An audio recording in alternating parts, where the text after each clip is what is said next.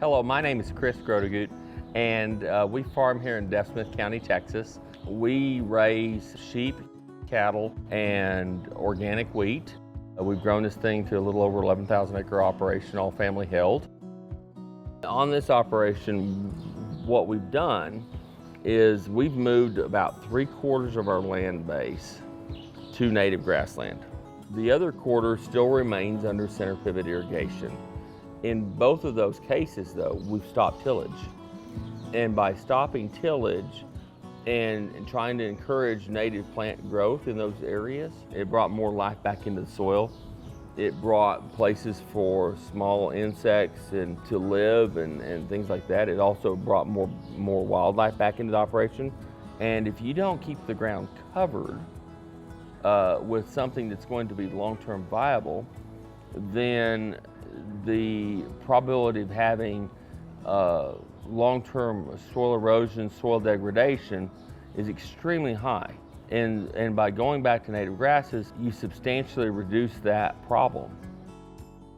And my name is Judith Grotegut. I had told Chris a long time ago, I said, this will be a giant ranch. It will go back. That's what it was. This was once, there were cattle guards and these dirt roads. If you dug down deep enough, you would find fences likely.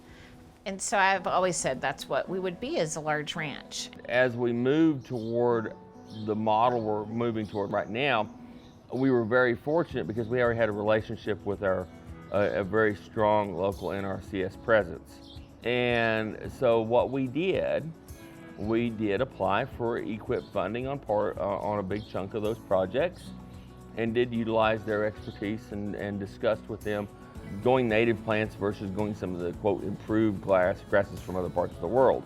My name is Brenda May, and I am a district conservationist at the Hereford Field Office. Chris came to us interested in grass planting. First of all, it was for his corners, not necessarily his irrigated, but he came to us wanting to convert his dry land to grass, and from then it just spread to wanting to convert the actual irrigated acres to grass as well, mainly for the water conservation and to transition more into a cattle operation and sheep operation. This is helping build up the soil health levels, the organic matter. We're reducing soil erosion from, if it's wind or water, basically we're more forced for wind than anything up here. You know, reducing the carbon print that's on the land and just increasing the native grass aspect.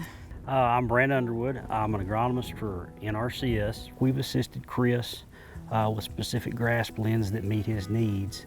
That are based on specific soil criteria to his farm and his production goals. By doing so, what this allows us to do is increase our infiltration rates. And when we look at the high plains of Texas, it's known for very intense thunderstorms. This allows us to infiltrate our water much faster. By doing so, we decrease runoff and essentially increase the effective plant moisture we put in the soil profile. So if we think about our soil in a very basic term, it's a bucket for holding moisture. So what we've done by increasing the infiltration rate is made the bucket bigger. So allow our plants to harvest more of that natural rainfall. We're trying to adapt to the future as to the climatic conditions we farm in, the economic conditions we farm in. We started looking at ways, how can we do this long term? I mean, how can we make this nearly 100-year story into the 4th, 5th, 6th, 7th generation operation? And it became apparent to us that we needed to move away from as many acres of intensive row crop production, and how do we go, maybe take a step back and go back to some plants that have been here for millions of years. I do think it's important for us to try and protect our water source. We don't have lakes, we don't have rivers, and if we don't have the aquifer, my sons can't stay here, they will have to move. And so I think it's critical for us to do everything we can to allow it to recharge and, if nothing else, stabilize. Let's face it, we all have to eat, we all have to drink.